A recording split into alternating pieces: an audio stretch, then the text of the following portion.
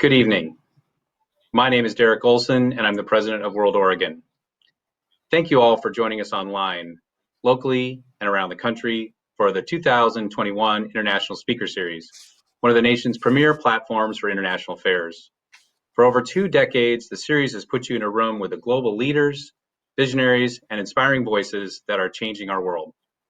The series continues its tradition of presenting a broad spectrum of the people, the big ideas, and the issues framing our role on the world stage, with this year's theme, Changing Course. Previously in the series, many of you heard from Nicole Hannah-Jones, Pulitzer Prize-winning New York Times journalist, speaking on 1619 Race and Democracy, Maren McKenna, public health author and journalist, and Dr. Marcel Kerlin, OHSU infectious disease expert, in conversation on COVID-19 and the path to recovery, and Ari Shapiro, co-host of NPR's All Things Considered, here locally here on OPB, speaking on journalism, facts, and other things considered. The concluding event in this series is tonight's speaker, Tom Colicchio, acclaimed restaurateur and Top Chef lead judge, speaking on hunger, food, and human rights. I will give him a proper introduction later in my remarks. I encourage you to take a look at our digital program for this series using the link on your screen to learn more about our speakers and about World Oregon. Hopefully you also had a chance to look at the slideshow that preceded tonight's event that tells more of the World Oregon story with international visitors and the global classroom, in addition to public programs like tonight's event. We thank you as members and donors for your ongoing support for World Oregon's ability to keep holding these critical conversations. We ask that you please join us online April 29th at 6 p.m. for our annual fundraiser World Quest.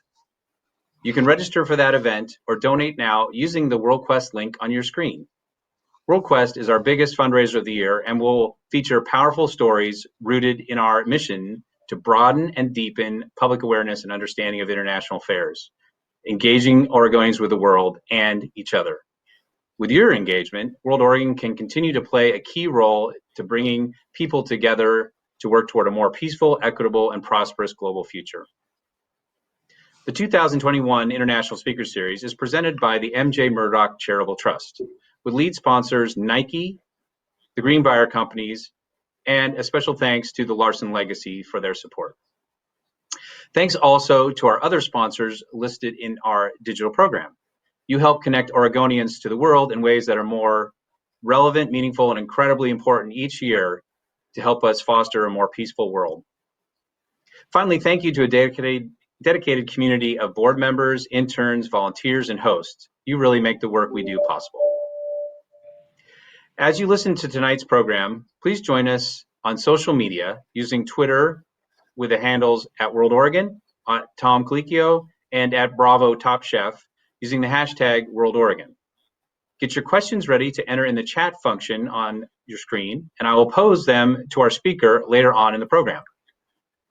I'll be joined tonight in discussion with our speaker by Jana McCamey, Executive Director of the Oregon Wine Growers Association and a member of our Board of Advisors. I note that we have closed captions in the bottom center of your screen in either English or Spanish to make tonight's event as accessible as possible. And now I want to introduce tonight's speaker.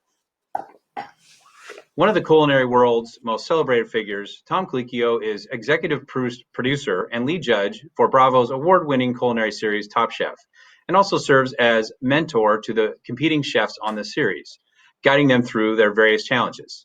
The 18th season was filmed right here in Oregon, last fall, 2020, and just premiered April 1st. Tom is also the chef and owner of Crafted Hospitality, which currently includes New York's Craft, River Park, Temple Court, and newest edition Small Batch, Los Angeles's Craft Los Angeles, and Las Vegas's Heritage Steak and Craft Steak. Born in Elizabeth, New Jersey, Tom made his New York cooking debut at prominent restaurants including the Quilted Giraffe, Gotham Bar and Grill, and Gramercy Tavern, before opening Craft in 2001. He has published Think Like a Chef, which won the James Beard Foundation KitchenAid Cookbook Award in May 2001, Craft of Cooking in 2003, and a sandwich book inspired by witchcraft in 2009. In 2010, Tom was awarded the James Beard Foundation's coveted Outstanding Chef Award, the culmination of his 30 years of hard work in the industry. In an effort to broaden his longstanding social and political activism, Tom co-founded Food Policy Action in 2012 in collaboration with national food policy leaders in order to hold legislators accountable on votes that have an effect on food and farming. He's also been an outspoken voice on issues like genetically modified organisms, or GMOs, labeling and the use of antibiotics in food sources, and he continues to lobby for better anti-hunger policies in the U.S. Tom is also a founding member of the Independent Restaurant Coalition, which successfully convinced Congress, with the help of our own Representative Earl Blumenauer from Portland, to include $28.6 billion earmarked for independent restaurant owners in the recently passed COVID-19 stimulus bill. Please join me in a round of virtual applause for Tom Colicchio.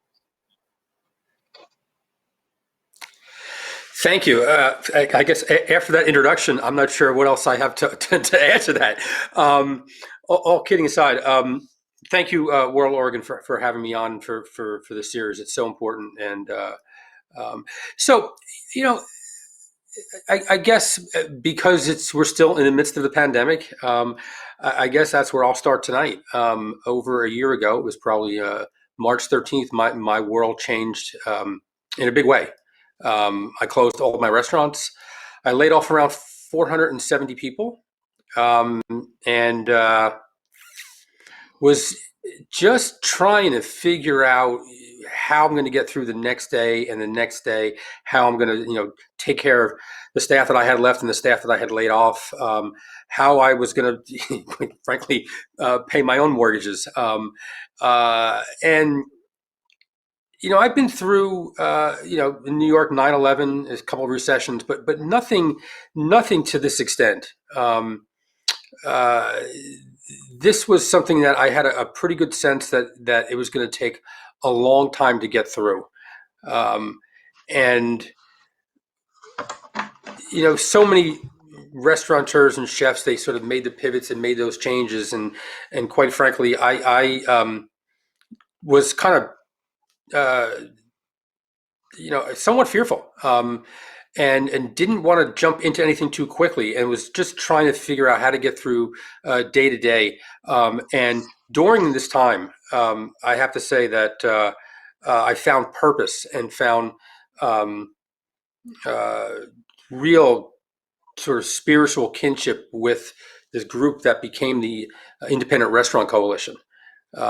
Every single day, twice a day, early in those early days, on Zoom calls, we were living on Zoom, supporting each other and just trying to figure out the best way to go forward. And I have to say, after having quite a bit of success in my life, in my professional career as a chef, as a cook, as a chef, as a restaurateur, as an activist, as a producer of film and TV, nothing has been more satisfying than working with a group of people led by a Portlandian, Erica Palmer, who is, I think, hopefully listening in.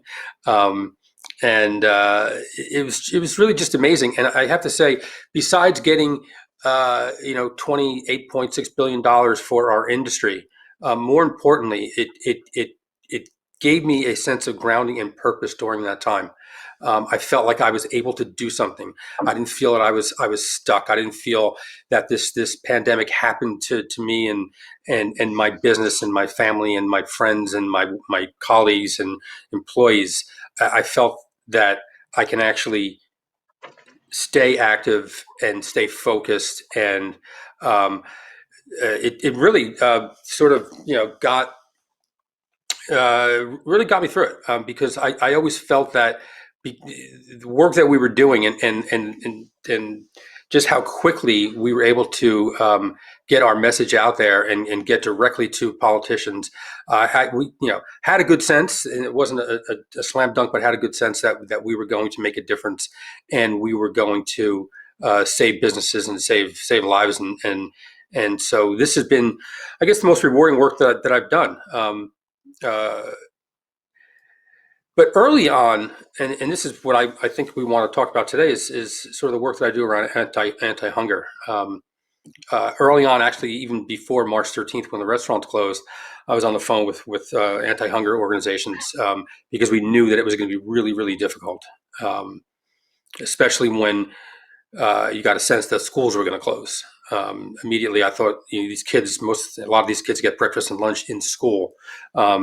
Knew this because um, my role to anti-hunger activism came through a young woman who my wife was mentoring, and it became clear that the only meals that she was getting during the course of the day was breakfast and lunch in school, and it led my wife to produce and direct a film called "The Place at the Table" that I executive produced along with her, and hunger. When as a chef in New York, and I'm sure chefs all over the country, we're asked to participate in a lot of events. We're asked to raise money for anti-hunger organizations, and we're always there, and we always show up. And I thought I knew a bit about the issue. And my wife, when she first started uh, working on the film, it became clear that people in this country aren't hungry because of famine, because of war, because of drought. It's not because of resources. We have plenty of food and plenty of money. It's because we don't have the political will to feed people, and that um, gave me, again, purpose to use the platform that I had to really speak out about this. And so when the pandemic hit, I knew a lot of people were going to go hungry. I had no idea the depths of hunger that we were going to see in this country. But the groundwork that we laid 9 years ago, 10 years ago, when we were working on the film, and when the film came out, we uh, we created a foundation called Place at the Table, but it wasn't about feeding people directly. My wife was set out to really change the way people talked about hunger. Because prior to that, most of the anti-hunger organizations were about feeding people, where we really believed that we had to send a message to Congress, because we knew that we needed more for political activism around making sure that people were fed. And I think we ran into the perfect storm in a way with COVID, because so many people who never thought they would ever need a handout were the ones who were in line. So um, uh, the the activism around hunger, and the work that I did with food policy action, um, that work actually laid the groundwork to being able to really work with all these people that I knew over time in Washington to help the IRC get to where we are. So this is a kind of a long, kind of rambling way to kind of weave together, again, the 30 years of a chef activism, IRC, and try to weave it all and pull it all together. And I'm sure that there are some great questions that will help further this discussion. So thank you. Great, thanks, Tom. And audience members, as I mentioned in my introduction, we're going to be sort of taking turns. Myself and my colleague, Jana McCamey from the Oregon Wine Growers Association, we asked her to join in because of her knowledge and experience in this area. Tom, let me just start out by saying you named your podcast Citizen Chef, and you've talked a little bit about how, that combination. Can you, is that something that you see as really critical for others in the industry to dive into their what their responsibility is for the larger society? No, I don't. I mean, I did the podcast where I named it Citizen Chef after a New York Times piece that was written about the activism that I was doing. It was called Citizen Chef, so I figured they did a pretty good job naming it. So we decided to call it Citizen Chef. No, for me, again, I think the majority of people who would listen to my podcast probably know me from Top Chef, and so it's an audience that's there. And so I thought that this is an audience that is maybe engaged in food, maybe they consider themselves a foodie, but it's a great time to get people to sort of understand where their food comes from, the policies that are behind the food that we eat, and to also understand the inequities in our food system and who it supports. I mean, people say all the time, well, the food system is broken. Well, the food system is not broken. It works exactly the way it's intended to work. If you have money, you can eat. And that's what needs to be changed. And so the system is working. It's just not a good system. And so if the podcast is just a way to have someone who may know me from Top Chef or maybe know me from my restaurants, just to understand a different side of being a foodie. because I think right now foodie is just associated with going to restaurants, collecting restaurants and recipes and maybe cooking gadgets. But there's a whole other side of food that I think people need to be opened up to. Right. Tom, you Great chance. mentioned yeah, yeah. This thanks so much for allowing me to be here with you all tonight. And I'm interested. You spent some time in Portland in filming Top Chef this last fall, and got to experience the wildfires here in Oregon, unfortunately, and also the isolation that comes with COVID and the closing of restaurants here. I'm interested, for our local audience here, your impressions of Portland from your time here, where you think our food scene might be headed. And also, with this kind of a big question, but climate change and our food systems and wine, how are we going to adapt to all the wildfires and other issues that are coming up in our climate? Sure, sure. So first off, unfortunately, because we were shooting in a bubble. We had about 150 people on our crew. Everyone was staying in a hotel. We were the only guests in the hotel. I was staying in an Airbnb, but I promised not to go out. I had my pup with me. She was about 4 months old at the time. And aside from walking her and going hiking and getting out fishing, I didn't get out. I had meals delivered to my house. So I find it really difficult to opine on the food scene in Portland, especially to do it during COVID in the early days. Everything was shut down. And I really didn't get out, and that was the downside, because when we shoot, we're in a city for 2 months, and you really get to learn the city and you get to spend time in the restaurants and bars and get to meet a lot of people. But I didn't get it out at all. Someone who worked for me for a bunch of years, Andy Forthgang, he started when he was about 15 years old, has a great restaurant in town, and I couldn't go to his restaurant, and felt really bad about that. And so, it's hard. Now, the fires, that was really, really horrible. It was really tough. It was we lost a few days of shooting, and you saw the stories and all the local stories of people who were evacuated from homes and lost their homes. And this is, I think, the way the West is. You're going to live out West for a while now. I think this is only the beginning of it. The climate change is real. Patterns are changing. Storms are getting worse. We're going to see this cycle for a long time, and so the question is, how do we insulate our food production? And this is why I think we need to actually break our production down and make it much more regional. And smaller scale. We saw it during the pandemic when some of the food processors had to shut down. You're talking about one plant that produces 5% of the pork in this country. That tells me that things are too concentrated. I think we're going to see a lot more indoor farming, because that is a hedge against climate change. Because when you're inside, you don't have to worry about the climate. You don't have to worry about flooding. You don't have to worry about drought.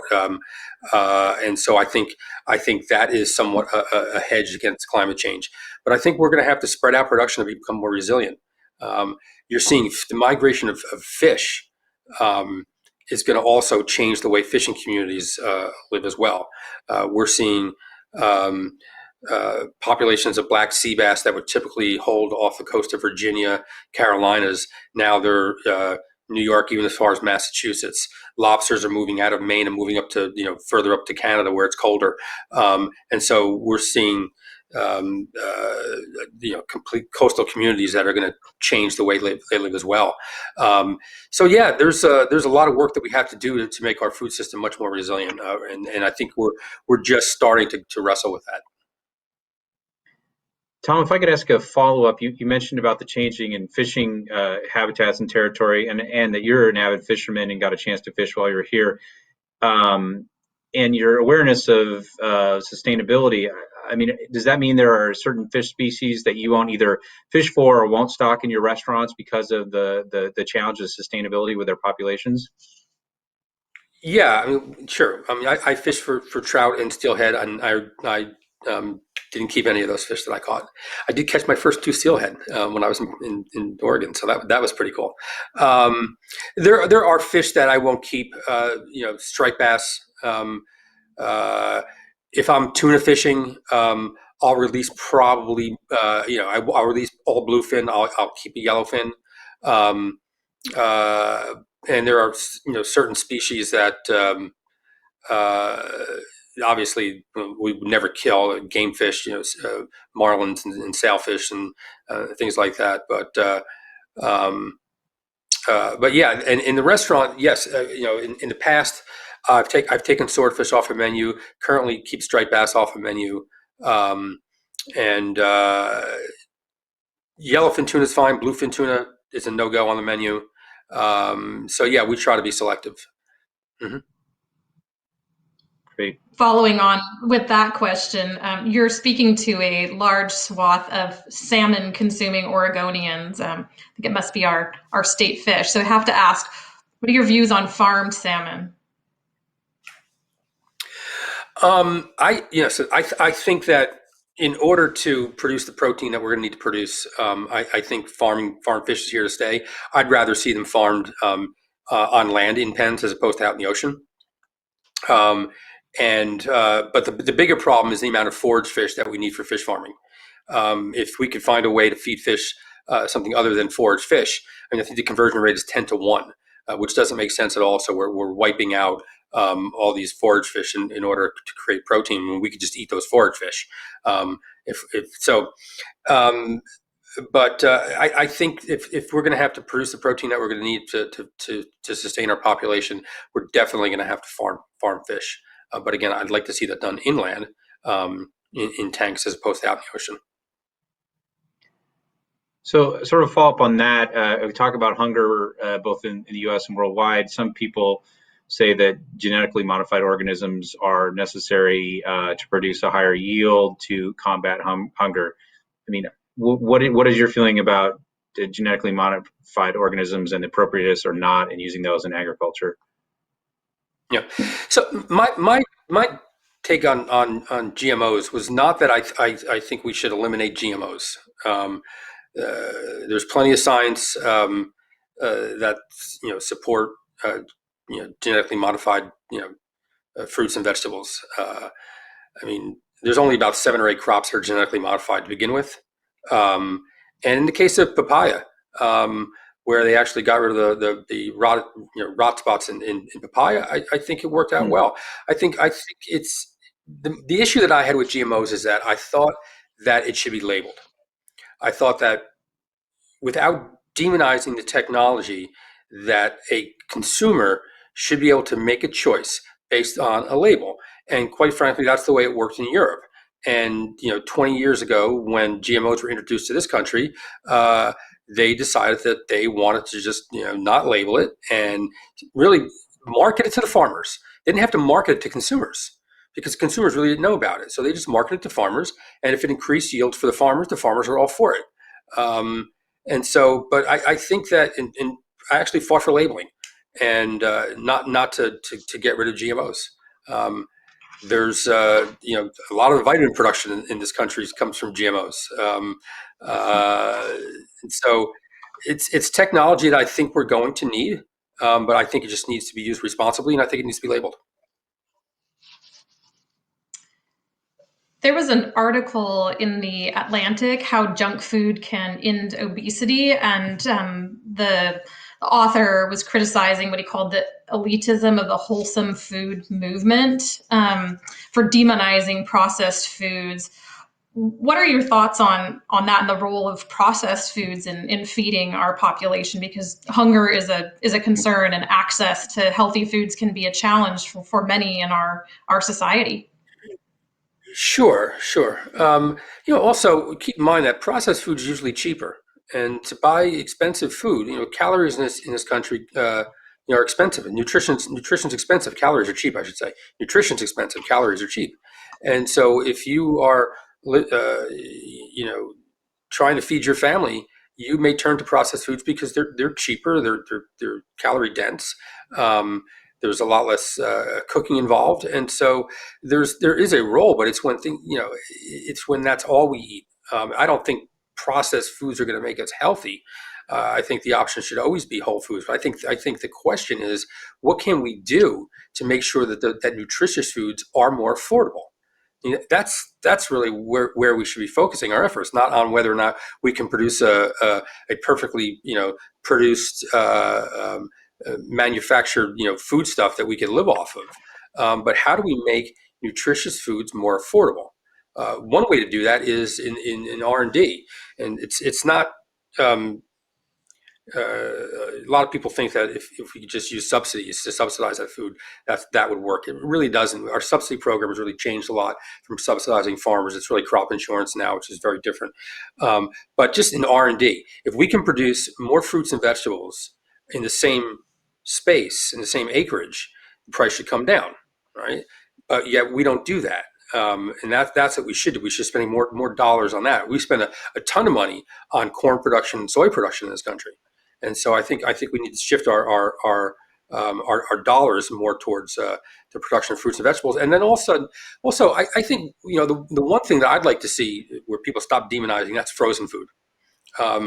Frozen fresh food it's quite frankly a great alternative. It's healthy, it's nutritious, it lasts, you can store it. And so that's one thing that I think nutritionists and chefs and people who are trusted around food should start talking about the benefits of frozen food. But again, I don't think we should be demonizing one side or the other. But I certainly don't agree that processed food is the answer to healthier people. That doesn't seem to make a whole lot of sense. So taking that comment, I saw an back. Go ahead. I read an article the other day that actually blamed obesity, or the obesity crisis in this country, on the fact that people are smoking less. So they're blaming obesity on people who are kicking the habit of smoking, which I found to be fascinating. Anyway. Wow. Well, taking your comments on that and circling back to your introductory remarks, where you talked about the lack of political will, which I think is connected, how are we spending dollars? And I was struck by your comments that, that is the key to in the United States. I mean, many of the World Oregon programs that we do are about countries around the world suffering, in civil war or natural disaster. In fact, we're doing a program in May in partnership with the World Food Program about how Oregon agriculture is shipped often to countries like Yemen, suffering famine during the brutal civil war there. Can you talk? We've got several questions from the audience. A little bit more about, the lack of political will and whether you see that might be changing because of the everything that's been brought to bear in the pandemic. Sure.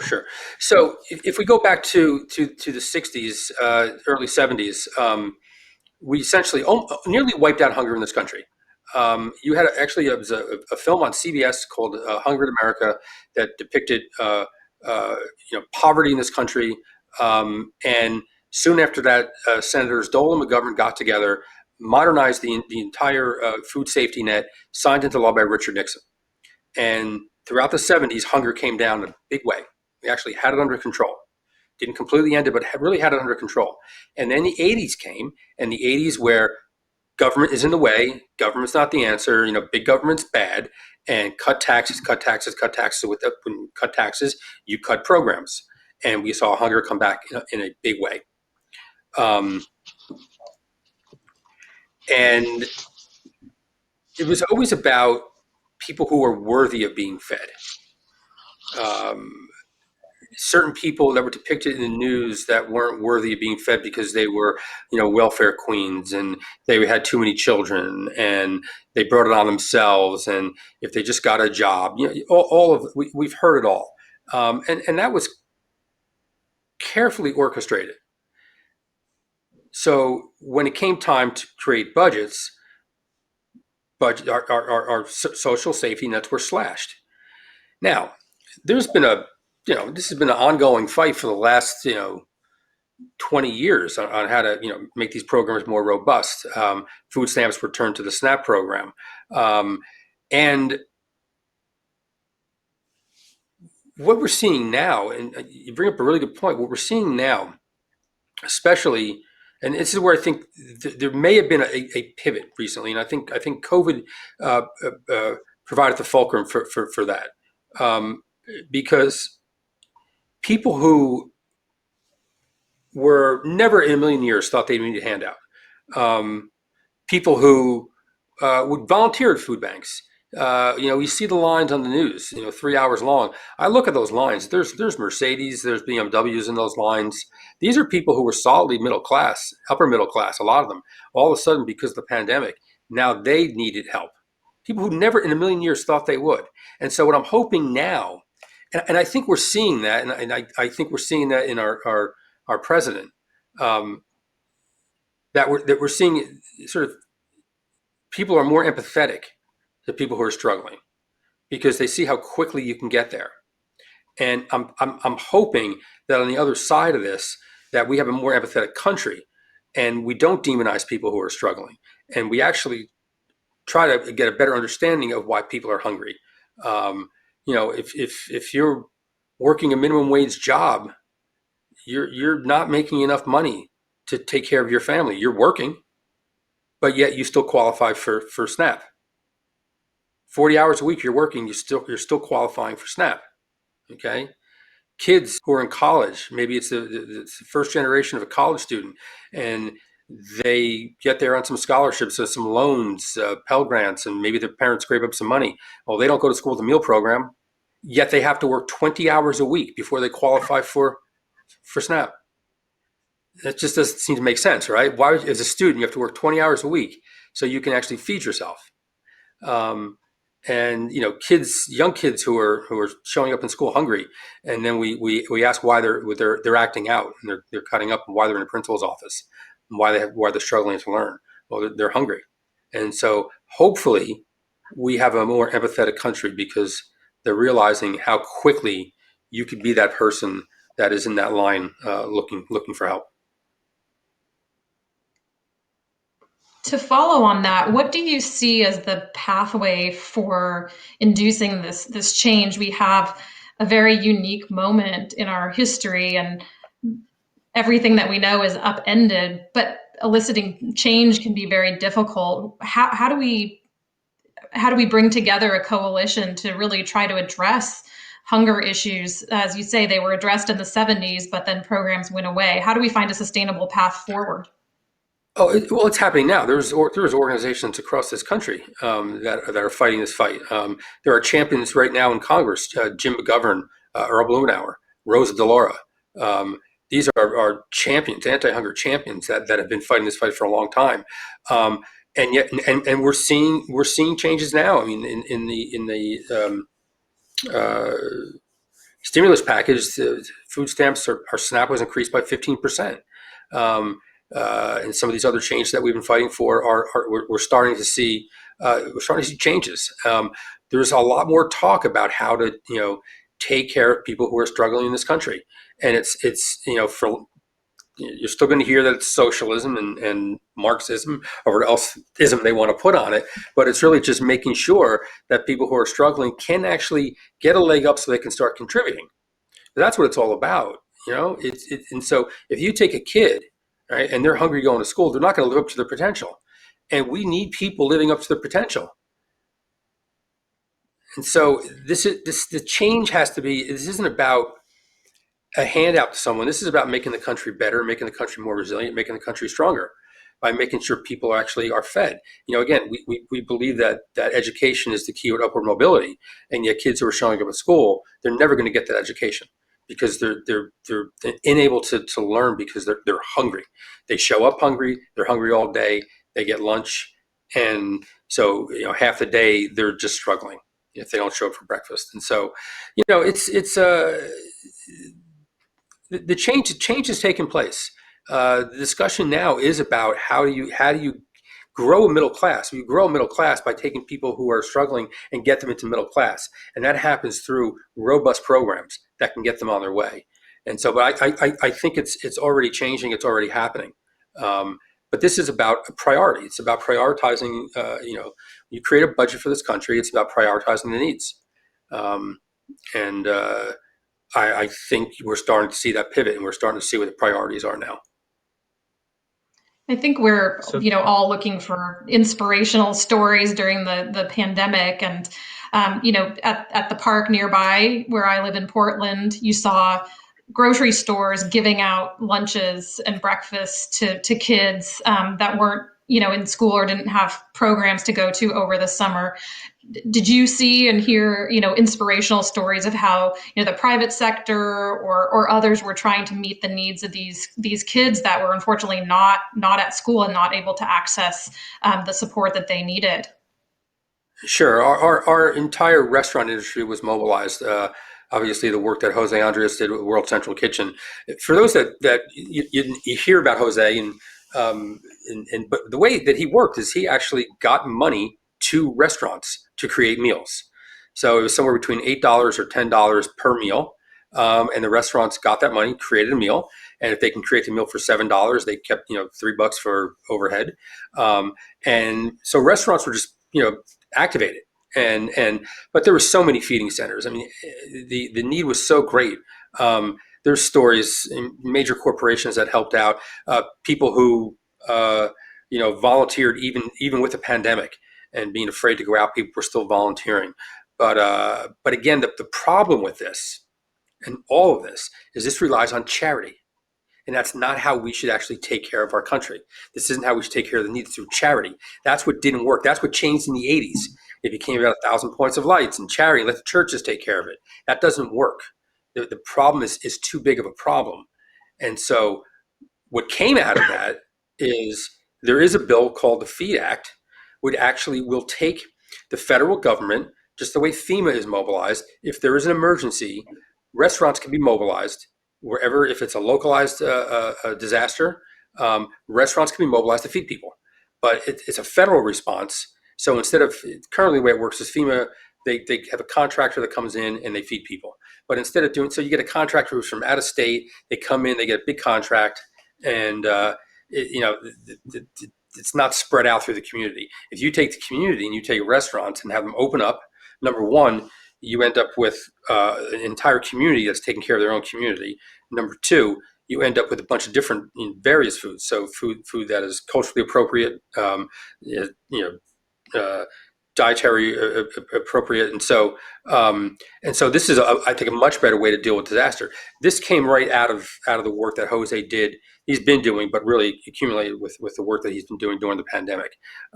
He worked with, I believe it was Senator Coons from Delaware, who introduced the bill, and there were, a bunch of co-sponsors on it, but I believe it was Coons who wrote the bill in the Senate. Mm-hmm. So if you could talk a little bit more, I think everybody recognizes, the current system is sort of that, like you said, that mix of the private charities, like here in Oregon, the Oregon Food Bank does some amazing work. Yep. I know we have some people in the audience who used to work or volunteer there, and we actually bring a lot of our international youth visitors, go out and do service projects with them. But at the same time, like you said, there was a debate, I know, when President Biden was selecting his new Secretary of Agriculture, is what should the focus be? Should it be about hunger? Should it be about the agriculture industry? And there's some debate back and forth. Do we need like a food czar or somebody else who lives and breathes, ending hunger, as opposed to sort of all the competing demands that a Secretary of Agriculture has? Well, it could be under the Secretary of Agriculture, but I think that there should be an Office of Food. Right now, farming, especially big farming, is somewhat divorced from what we're eating. A lot of it goes to ethanol. Most of it actually is raised to feeding animals. And I'm not suggesting large-scale farming is not farming, but there should be farm policy, and it should be separate from food policy. And I think that there should be, as part of the Department of Agriculture, possibly a food czar, or just someone who's really focused more on food nutrition. But they're there.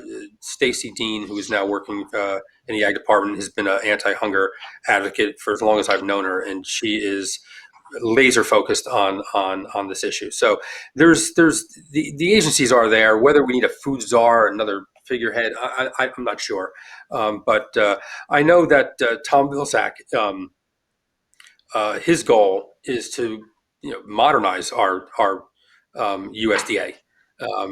There's roughly 10,000 jobs that are open right now in USDA. Wow. There's not enough inspectors. It's been completely ravished under the last administration. So he's got a big job ahead of him. But I know his goal is to really modernize the USDA. But yeah, I think that there's, there's plenty of people working on the issue. They're just, you don't hear them, you don't know them. But there's definitely a shift underfoot. You get a sense that it's there, and the pandemic has brought on some big changes. And um, when I said earlier that charity is not the answer, I'm not suggesting that those charities don't have a purpose, and they have a huge purpose. But could you imagine if those food charities weren't relying on donations, and they actually had a budget from the government to actually run the programs that they're running? See, that to me, that's the difference. Um, the charity model can change. And those organizations that know how to feed people and know how to reach people, and they're working in the communities, and they're doing so much more than just feeding people. There's a lot of other social services they provide. That should happen, but I think that there could be uh, more funding from the federal government to maybe match private donations as well. But I think the government needs to be much more involved in that. We can't just rely on charity. It's not going to end hunger, and that's what we should be talking about. Prior to COVID, I think the numbers are around 39 million Americans, down from a high of around 52 million, I think. But and then during the pandemic, it's back up to 50 million Americans. What are we aspiring to? Go back to 30, 38, 39 million people that are hungry in this country? That's not what we should be aspiring to. We should be aspiring to end hunger. Right. We shouldn't be talking about, how many pounds of food that we fed people, how many millions of pounds. We should be talking about ending hunger. And it's been great to see so many of these of the anti-hunger organizations and the food banks are starting to realize that they need to be politically active as well. It's not enough just to sit on the sidelines anymore, because the only way that we're going to see these big changes is to make sure that this becomes a priority. And the only way you do that is to really just nonstop, lobbying our government to make sure that these programs are a priority. And there's plenty of anti-hunger organizations really don't have lobbyists. There's a couple of organizations that probably do, but it's not these tons of money that other agencies or other organizations, other groups are spending. So I think the only way is for people to act up and people to become their own lobbyists and get out there and really sort of again let the government know what our priorities are, and the priority should be ending hunger, not managing it. If The I can ask nature a of follow-up. lobbying has changed. Sorry. Go ahead, Jana. Well, I was just going to note that the nature of lobbying has changed so much under COVID, where you would have groups that would fly to DC and swarm the halls of Congress are now left to Zoom and to advocate through different avenues. And that can be both good and bad. But Tom, you clearly are so passionate about the topic of hunger. Was there a particular moment that really caused you to care so much about this issue and to devote your time to hunger?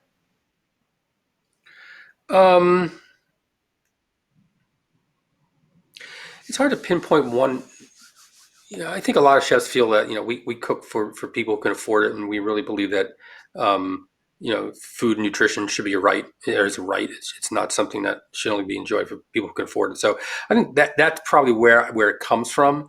Part of me, the reason why I cook or I started cooking was because I love to eat, but I saw early on what food could do and how it could bring people around a table, and especially around holidays. And if we went, I used to go fishing with my grandfather. If we had a big catch of crabs and clams and lots of fish, and we'd have 20 people around a table, and conversations start, and usually it's fishing stories, and that leads to family gossip, and that leads to arguments, sports, politics. But people, they congregated around a table, and food does that. And so I think that aspect of family and community, I think also is part of why I cook, and part of why I believe that that food should be a right enjoyed by so many people. But I think it was I grew up in Elizabeth, New Jersey, and there were families that I knew that were hungry that got food donated from the church. And I guess it was something that I didn't think of when I was a kid. It was just like, it happened. We knew about it. We didn't talk about it. Um, but I saw people who were hungry. People who, and that's the thing about hunger in this country. You can't identify someone who's hungry. If you're in the subway, guaranteed there are people around you that are hungry, that are skipping meals, that don't know where the next meal is coming from, don't know if they're going to go home and have food on the table that night, or parents don't know if they have enough money to put a meal on the table. This is happening every single day in our country, and it's happening in cities, and it's happening in rural areas too. In fact, it's the hunger is growing in rural areas. But I think it was when my wife was mentoring a young woman, and it was clear that she was hungry. We actually got her. She had some learning disabilities, and we managed to get her into a private school in New York State. If New York City, if the school can't meet the needs of the kids, you can get them to a private school. And it wasn't some big fancy private school, but it was a smaller school that can meet her needs. But they didn't have a lunch. It wasn't a public school. They didn't have a lunch program or a breakfast program. So we got a call from the principal. I think the first week, saying that it's clear that she was hungry. And my wife's a writer and filmmaker. She does narrative film, but she decided to explore whether or not she wanted to make a documentary about hunger. And very quickly, we figured out, why. Again, the reason why people were hungry in this country. So I think it was the work that my wife did on the film. And then what happened after the film came out, it got distribution, and we also took it out to community centers and college campuses, Congress, and I used my soapbox that I had to sort of get that message out there as far and wide as possible. And then Food Policy Action actually came out of the film. Ken Cook, who started the God, I'm drawing a blank. Anyway, he was one of the talking heads in the film, and he and I got together and started Food Policy Action. And so I think it was the work that my wife did that really sort of made it our family business. So that's probably why I'm as passionate as I am about it. Tom, like to combine a couple questions we're getting in from the audience. And it's interesting. World Oregon is a nonpartisan organization, and a lot of times, as we've talked before, when we're preparing for this, hunger shouldn't be a partisan issue. But often, some of the debates around agricultural policy do become partisan. I mean, you mentioned something about the agro businesses. There's of course been controversy over cattle farming near the Amazon, or as you mentioned, large biofuel farming in the U.S. But of course, some of these large agribusinesses also create a lot of food at low prices for other people. So I think there's sort of push-pull on that. I mean, is there some kind of middle ground of responsibility? Should we be trying to push back for the family farm? Is there an answer? Or is that still not clear what the policy ought to be? No, again, I'm not demonizing large agribusiness. There's a need for it, without a doubt. But the majority of crop insurance, and again, crop insurance is not insurance the way we know it. And the premiums are paid by the federal government. The payouts are paid by the federal government. There's an insurance company that kind of facilitates it. That's it. So, but crop insurance is very, very difficult to get if you are a specialty crop farmer. Specialty crop meaning you're growing fruits and vegetables. Very, very difficult for small family farms to get those kind of the crop insurance that they need. And so I think there needs to be a shift, to help that family farmer out. Again, they don't have the lobbyists that big agribusiness has. And so they're getting the lion's share of the dollars. And yes, they are producing a ton of food. And yes, they're producing a ton of food that is helping not only to create food in this country, but all around the world. Obviously, that's something that we should continue to do. But I don't know if it's either or. I still think that policy should bend a little bit towards helping the smaller farmer out, not at the behest of large agribusiness, but we need to find if we need to find more money, then we need to find more money. But currently, it's a struggle for a small family farmer, Yeah. and I think that if we want to. If we want to see younger people farming, if we want to see people continue to grow multiple crops, we're going to have to create policy that actually helps the small farmer as well. It's not And either I know or; it's both. right. I know you've dived into some of these in your podcast, and I was actually listening to the one last night you had on systemic racism.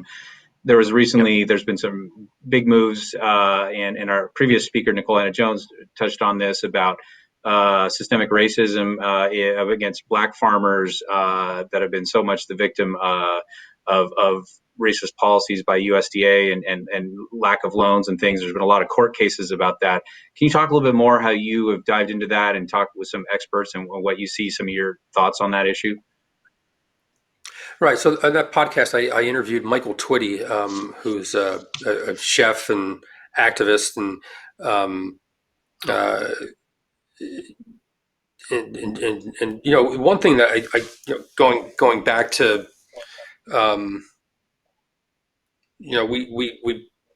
we think the story of 40 acres and a mule has actually happened, where black families were emancipated and they got 40 acres and a mule and they were farming their land. That didn't happen. Right. Johnson took it all away, and so and that led to black farmers leaving the South and moving to Chicago. And so think about what that land is worth now. Think about again being able to grow crops to feed your family, to make money, and having that stripped away from you, where you became actually sharecroppers on the land that you were supposed to have, which became impossible to make money. And so there needs to be, and this is what we've talked about. Whether how do you begin to we need to have discussions about how to create a more equitable system, but we have to start talking about it. But if we're going to talk about it, we have to start talking about the same set of facts, and that's what Michael and I were really talking about in the podcast. Is once you can agree on the same set of facts, then you can have conversations about how to actually fix the problem and look at reparations because again, we're talking about land that was taken away and generations of wealth that is built through land, and that's what was stripped away. And so, but again, this the bill in Congress, HR 14, I forget which one it was. It's not about reparations. It's not about here's the money. It's about we're going to have a conversation. We're going to start talking about ways that we can actually possibly create reparations. And we've already tackled it in this country. This isn't something new. And so that's it. Let's start a conversation. But again, let's agree on the same set of facts before we have that conversation. Well, we're on the topic of inequality. There are often, where you read about behind the doors of glamorous restaurants and this rampant discrimination and injustice for food workers, both in restaurants and the food industry as a whole. How do we address these issues? And has COVID provided an opportunity for things to change, given all the upheaval in the industry? A couple to unpack this because there's a couple different industries you talked about here. Food packing and things like that are completely separate than the restaurant industry. Let's talk about the restaurant industry for a second. The restaurant industry had already, pre-COVID, already started going through some major changes. A couple of years back, we're all struggling with, coming to grips with our version of Me Too in the restaurant industry. You saw several well-known chefs who really finally were held account to what they had been doing for years. And our industry was struggling with that, and our industry was coming to terms with the lack of minorities, the lack of minority-owned businesses, women-owned businesses. But I discrimination, the discrimination that I've seen, and that I think we're all responsible, is that we didn't reach out and realize that we need to. It's not enough to say, well, I hire minorities. Um, I, I employ plenty of minorities. The question is, am I mentoring minorities? Am I actually finding those minorities and saying, all right, I'm going to really sort of put you under my wing now, and I'm going to give you the same attention that maybe I gave somebody else, who was a little more outgoing or forceful or wanted it more, and maybe the person who was a minority did because they're not seeing themselves. They're not seeing in black chefs. Now we're seeing a lot more, but for a long time they didn't see themselves, and so they didn't know, and so they just kind of put their head down and did their job. And so the responsibility that chefs should take is that they're going to go out and purposely um, uh, mentor young talent and bring them up. And then the other problem that we've had, and we've had for a long time, and we have to come to terms, is who is actually able to get funding. A 26-year-old white kid who won a Beard Award. It was easy for me to go out and find funding. You're black, minority, Latino, you're a woman. Much more harder to find that money to actually start a business. And so we're starting to talk about it, and we're starting to actually make sure that we see everyone represented in our industry. Even going as far as, if I'm asked to do a panel, the question is who's on the panel. I never thought, 10 years ago, I never thought to ask who's on the panel. I just said, yeah, sure, I showed up. Now it's who's on the panel. If it's not wide representation, I'm not going to do it. Or in some cases, if someone asks me, I suggest, I think there's someone better to do this, and this is who I'm going to actually put forward. And it's not going to be someone who looks like me. And so I think, again, the responsibility is to not just to put your hands up and go, well, I've been a good employee, I've done X, Y, and Z. It's what are we doing to actually make those changes happen? And that's what leadership's about. And we're starting to see it. We're starting to see it through organizations. And every organization out there that's involved with awards are struggling with this. And no matter what industry you're in. But again, I look at it as, if we want our industry to thrive, we want everyone who wants to work in our industry to actually come into our industry, feel comfortable, and to make our industry better. And again, that's the goal. There's a lot of talent out there. Think of all the talent out there that could have been a beard winner or written cookbooks, but they didn't get that opportunity because no one mentored them. And so they kind of just went through the paces and did their job, and that was it. No one said, you're really talented and you're going to go far, and I'm going to help you. And that's where I think we need to change now. Again, create that mentorship for everyone in the restaurant, as opposed to just someone picking and choosing because, I don't know, someone decides they're going to hang out all night and drink a lot, and they're gonna be buddy with everybody, as opposed to that person who just wants to put their head down at work, and maybe they have a family to go home with, and they can't hang out after work and have drinks with everybody, so they're not the popular person. We've got to start looking at everyone's situation and trying to figure out how to push them further. But there's a lot of talent that was probably never realized. Because they didn't feel comfortable in various kitchens. And I saw it, when I was at Gramercy Tavern, there was a moment in my kitchen where I had some powerhouse, cooks that went on to become named chefs. And they were all subordinate to women at that time. There were 3 or 4 women, and there were sous chefs, saucier, all the senior positions in the kitchen were held by women. One by one, they all left restaurants. Some stayed associated with the food industry, but left restaurants because they wanted to have families. They didn't want to work nights anymore. And those were the power positions are held at night. And this is a good case for why we should have national child care. And how childcare should not only be from 9 to 5, it should be from 9 o'clock or 8 o'clock in the morning till 11 o'clock, 12 o'clock at night, because people do work at night that have kids.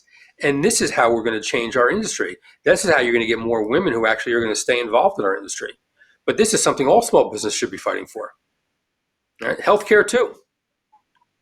I mean, this is what the restaurant industry and all small businesses should be fighting for. National health care, national child care. That's how you're going to get more people to stay involved and be able to work. I mean, right now, how many women dropped out of the workforce because of the pandemic, because their kids are home? Dropped out. Not even going to look for work. So that's how you make changes. Again, I go back to good public policy. So anyway.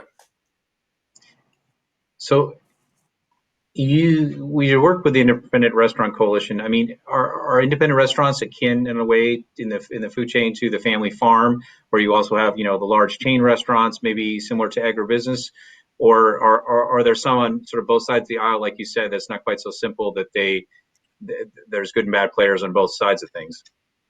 Yeah, I never thought of it that way, but yeah, it's pretty close to it. Mm-hmm. Yeah, again, the majors, the big chains, they have lobbyists. They have the NRA, National Restaurant Association, fighting for them. And early on, when we formed the Independent Restaurant Coalition,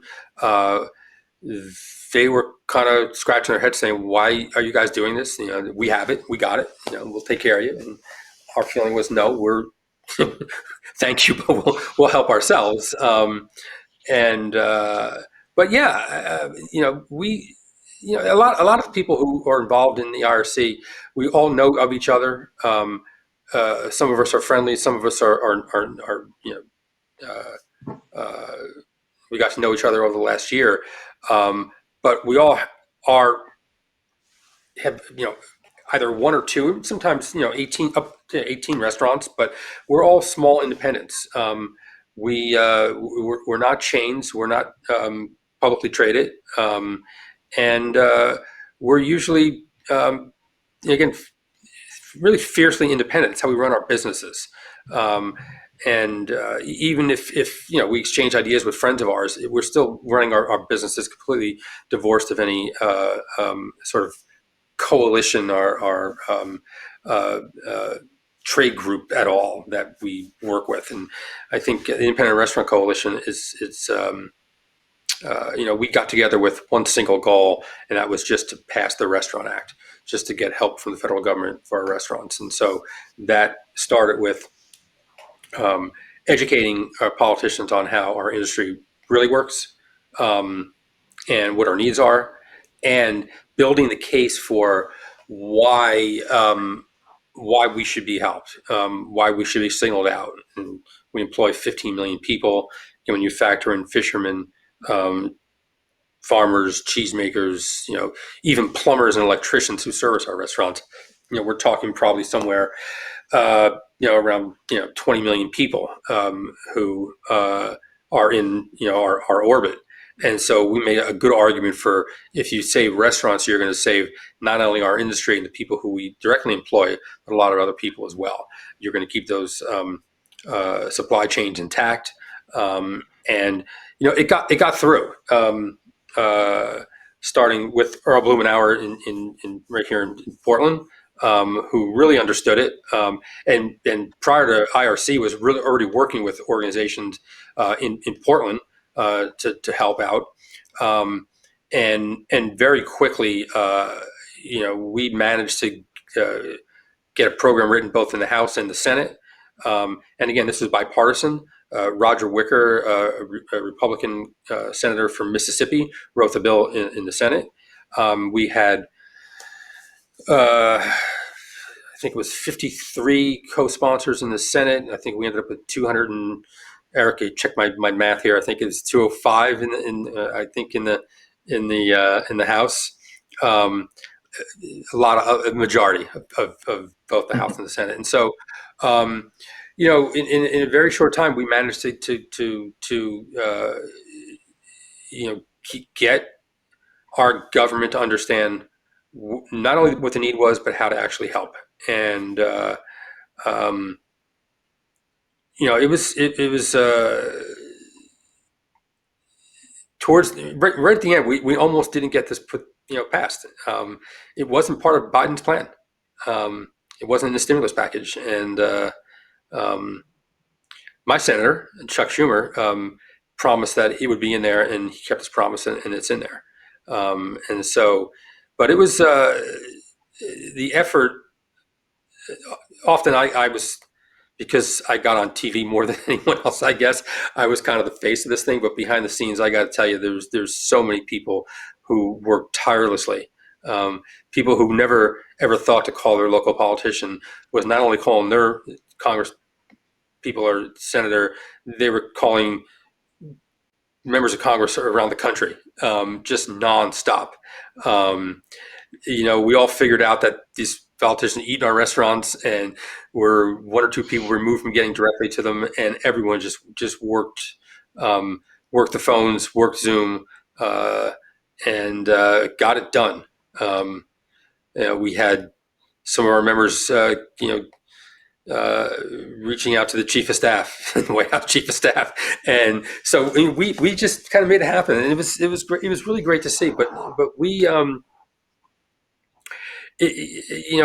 of us, I think, got together with the same spirit, and no one's gonna save us. We have to save ourselves.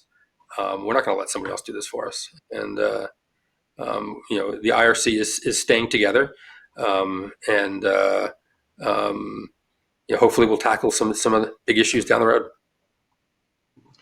Tom, to follow on that, congratulations on that effort. I watched the IRC and the excellent work that the group did to advocate for restaurants as a huge economic force in the country. Congressman Blumenauer originally envisioned $120 billion for relief for restaurants. Do you think that 28.6 is enough? Will you be trying for more? And is it coming too late, or can it make a meaningful difference? I sense from the way you talk about it with pride that there is a lot of good work that can be done with that money. Yeah. So no, it's not enough. We were asking for 120 billion. If you factor in 2 rounds of PPP, and PPP really didn't work PPP worked for businesses that were open, and maybe they laid off a handful of people, and they could bring those people back, and they had money to do that. It didn't work if you were closed. It didn't work if you were forced to close.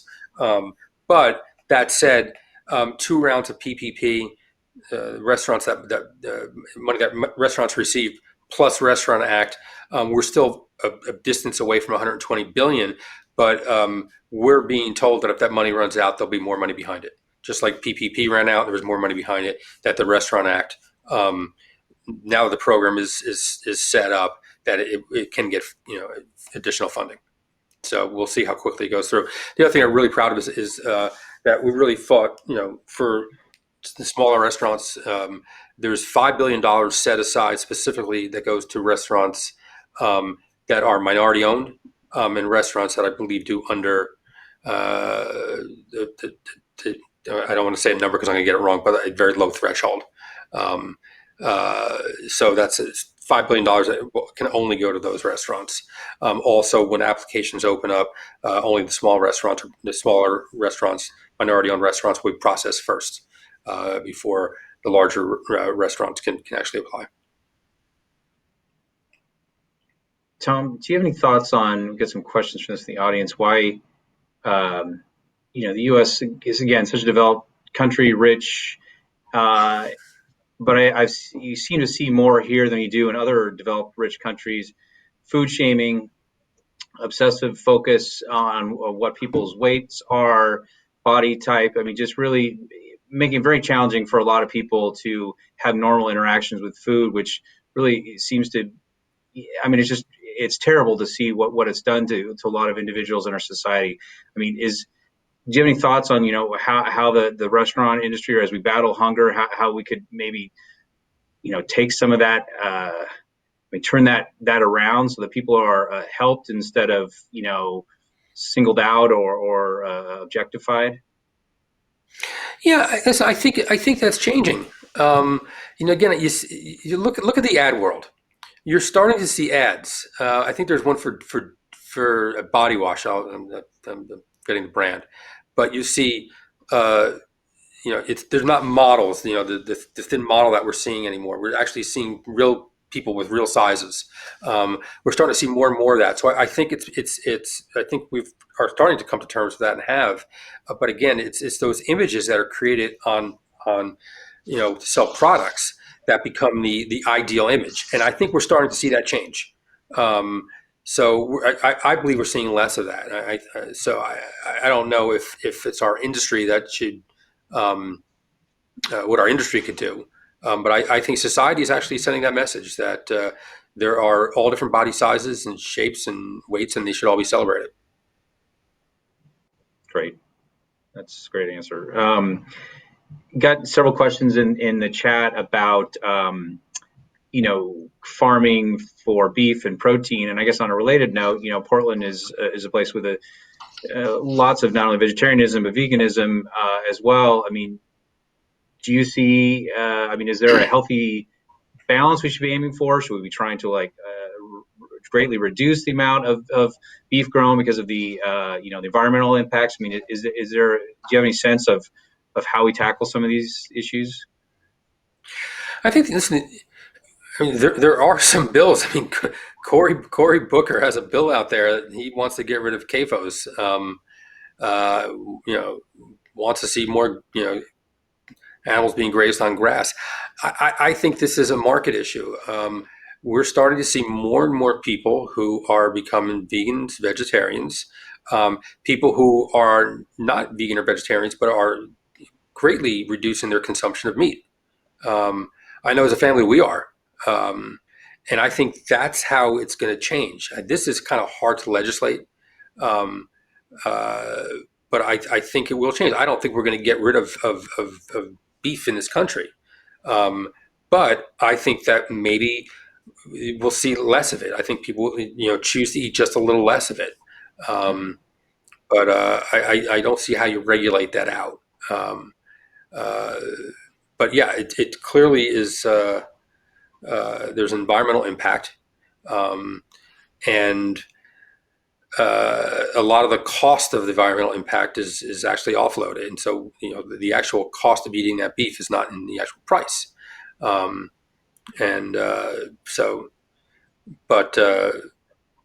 that happens with so many things that we eat, and so many things. I mean, Right. The amount of the degradation of land and waterways and things like that. We're not realizing the price of actually food. Our food in this country is very, very inexpensive compared to other countries. And also, obviously we need to look at how much food we're wasting. So much of what we buy in the supermarket goes in the garbage. So much of what we grow ends up in the field. So much of that goes to packing plants. They don't measure up. They're not exactly the right size, and they get discarded as well. And so, to me, that's something you can legislate and capture that. But yeah, in meat, I don't see. I don't see it getting regulated away anytime soon. Yeah. So just Tom, why do we see all that food? Sorry. Go ahead, Jenna. Sorry. I was just wondering, why do we see all that food going to waste? Is it because we have expectations of perfect looking food? We have a hunger issue in this country, and we have an excess. And how do we match those up? Yeah, that is part of it. And that's the side of the supermarket where if it's not perfect, it gets thrown out in the supermarket. I think the bigger problem is just the mindset. My grandparents grew up in the Depression, and I watched the way my grandmother and grandfather ran a house. If they fried bacon in the morning, they saved the grease. That's what they used to cook it. The bacon grease was strained and saved. They put a greater value on food because they lived through the Depression. But come the 50s and 60s, everything became convenience, and foods became convenient. It wasn't about sustenance anymore. It's like, how do you make this convenient? How do you make this easy? How do you make it cheap? Well, when something's cheap and easy, you don't value it. And so it's easy to throw food out. It's people don't know how to my wife laughs at me. She says I have the soul of a Depression era housewife because I save everything and it usually gets incorporated into either a breakfast or a lunch or the next dinner. Um, but most people don't know how to do that. It's not a skill that's taught. Um, I know it from years training in a kitchen where you don't throw anything in the garbage. And so, but yeah, food is just too cheap. It's too convenient, and um, I mean, guarantee if you go home and you look in your refrigerator, there's vegetables somewhere in that crisper that are going bad. They're there, um, and we just don't value it the way that our grandparents did, and hopefully that'll change. This is why I think that food prices eventually are going to start going up in this country. I mean, they've been artificially low, and I think maybe then people start valuing it a little bit more. Um, but so again, it's throughout the entire system that food goes to waste. Farmers that leave it behind because stuff is blemished in the field, so it's left in the field. When food gets to the processing plant, and if it's not perfect, doesn't fit perfectly in the box, and it's not exactly the right size, it gets discarded. At home, things get discarded. In the supermarket, if it's not perfect, it gets discarded. I mean, think about this. You go shopping in a farmer's market. So also, now you're in a farmer's market, so that's great. You're there. If you walk past a stand and there's one head of lettuce, are you going to buy that? Probably not. It's that one little lonely head of lettuce is going to sit there. Now, if you pass a stand and there's a lot of lettuces and it looks big and beautiful, yeah, you're going to buy that lettuce. But that one that lettuce left, no, you're probably not going to buy it. So we're just, again, the marketing of food is something that we've all fallen for. And so we want to buy vegetables in the produce section that look beautiful, that are a certain size, a certain color. Um, there's a lot of them. They're it's a big display. That's what we want. And in France they changed it. Supermarkets aren't allowed to throw food out anymore. But this is just this is have to take a huge just mindset shift away from what we're typically our habits when we're shopping, and our habits when we're home, and whether or not we're going to cook, and whether or not we're going to cook with intention. That all takes time, and that's the hard part. Nobody has time these days. We found in the last year that we probably had a little bit more time to cook, and that was encouraging. More people are cooking, but yeah, we could solve that problem. And then the other problem is the sell by dates. There's so much confusion around sell by dates and when you can actually consume the product. And quite the way most of those dates are it's all done through consumer groups. Um, Groups get together. They ask a bunch of questions about how long you should have milk at home before you throw it out, and that's how it's done. There's no science behind that at all. And so changing the expiration date, the sell by dates, those are things that we can probably legislate to make sure that food isn't thrown out before it actually should be thrown out. Using the common sense tests of looking at it, sniffing it, to see if it's Yeah, there's good that. old-fashioned way. Yeah. Mm-hmm. So Tom, we're closing in on the end here, and we've talked a lot about the challenges with some rays of hope here in the U.S. Do you see any other countries out there who are doing it the package better, that have put together both public, private, nonprofit, so that they're tackling issues of hunger and food policy better, or are the rest of the world as messed up as we are on this? No, it's hard for me to say. I haven't focused at all on hunger or food systems outside of the U.S.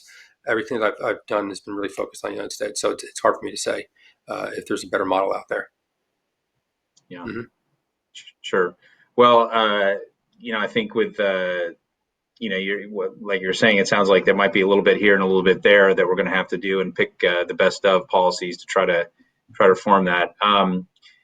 What's next up for you? As you were coming out of the pandemic, what do you foresee? For the restaurants you work with, for food policy. I mean, what should our audience be looking for, and be concerned about as we come back into hopefully a vaccinated, safer resumption of society? Well, I mean, right now I'm focused on just getting restaurants, my restaurants up and functioning. Uh, I suspect that between now and the summer, it's still going to be, kind of touch and go in terms of people. More people are becoming vaccinated, but people are still a little hesitant to go out to restaurants. Even we're at 50% occupation occupancy in New York right now, but we're not. With the exception of weekends, we're not hitting those numbers just yet. But I think it's going to get better as the summer comes. I think more people are vaccinated. I think we'll start seeing restaurants start to really pick up. I suspect by September and October, it's really going to change. And I think by December, we're going to have a great December. There's a lot of pent up money, a lot of pent up demand, a lot of businesses that didn't do holiday parties last year. I think this December business should be really robust. The question is whether or not people who work in restaurants are going to come back to cities right now. We've seen a lot of our staff leave New York City. A lot of the younger people moved back home with their parents. A lot of them are working locally. Don't know if they're coming back. So we're going to struggle to find employees for a while. Everyone I talk to throughout the country is struggling with this right now. I'm not sure if it's because a lot of restaurant workers decide to go work in processing, Amazon processing plants and places like that. They were hiring through the pandemic, and people, they have a job. They're just, probably going to, stick with it for a while. But it's going to be tough for a while. In terms of food policy, I've just been focused on IRC right now, and haven't been as focused on food policy as I have been. I suspect that once restaurants are open and functioning, I'll probably jump back in. But it's been a year of I think for me it's been a year of really looking in and trying to sort out what I want to do next. And but the food policy thing is starting to get really exciting because there's so many opportunities there. There's so many opportunities to um, uh, really make some big changes in the way we produce food in this country, who gets to eat food in this country, with a real emphasis on eaters, with a real emphasis on healthy, affordable, nutritious foods, with an emphasis on expanding school lunch. I would love to see school lunch free for all.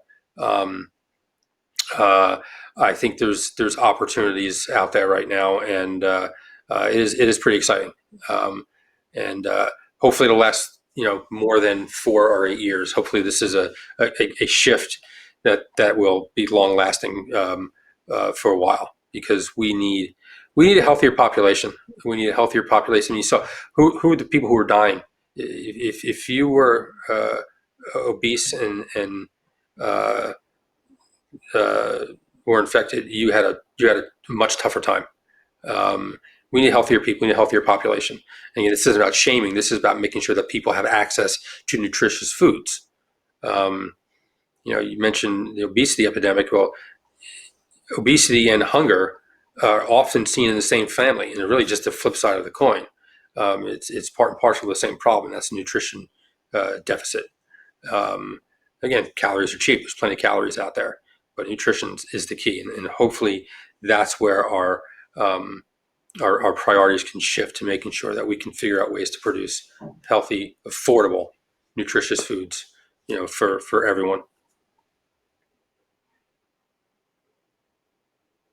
Well, Tom, I'd like to thank you for a really engaging talk, Jana, for great questions and your expertise in this area. And I think you've given a lot for our audience to think about. And maybe just to close out, would you, if they could do one thing, if we're going to still have a few more months where people are still getting vaccinated and getting ready to go, should they dive into a victory garden? Should they work on their cooking? Should they support their local restaurant? A little bit of all of this. I mean, we're getting some questions from the audience. Yeah. How can they play a part? All of that. I started planting. I was in my garden all day today. Um, yeah, get involved. Um, First off, I just encourage everyone to get vaccinated. Um, it's gonna. That's the only way we're gonna, to open society again and fully open it. So that's the first thing. But no, all the above. Go to restaurants, support your restaurants. Please don't order from a third party. Please go directly to the restaurant, pick it up. I know it's convenient to have someone drop off the food at your house, but you know what? They take that money directly from the restaurants. They charge restaurants 30% to do that. Please just go and pick up the food yourself. It's safe now. Wear your mask. Get vaccinated. Go to restaurants. Uh, that would help a lot if you're looking to help restaurants. Uh, Keep in mind that as restaurants open up, because we're so short staffed, service could be a little slow. Um, just be a little more accommodating, I guess. But um, on the flip side of that, I mean, really know that your voice has power. One thing that we learned. Uh, from the time that I spent in Washington when we were making the film is that when a member of Congress starts getting phone calls about an issue, they really pay attention. Um, those calls are logged. Um, they get to where you're intending them to go. Usually the member hears about it. It's the staffer doesn't bury that. So use your voice. Um, every 5 years there's debate around school lunch. If you think it's important that school lunch is free for all kids in public school, call your member of Congress. Let them know that. There's power in your voice. There's power in your vote. There's power in your voice. Use it, and use it for things that you care about. Great. Well, I think this is a good way to end our conversation tonight. Again, thanks, Jenna and Tom. A big thank you to our sponsors, presenting sponsor MJ Murdoch Charitable Trust, and our other key sponsors, Nike and Greenbrier, as well as the other ones listed in the program, and all of you for making conversations like this possible. I encourage you, to get involved here locally with the Oregon Food Bank and food pantries in your area. It is so critical while we still have so many families in need here in the pandemic and the recession. Thanks again for joining us tonight. If you have patron tickets or a sponsor, please join us for the Zoom virtual reception with Tom and a special guest. We'll see you over there on Zoom, and I look forward to seeing all of you at our WorldQuest annual fundraiser on April 29th. Thanks so much. Good night. Stay healthy, get vaccinated, and look forward to seeing you in person when things are safe. All the best.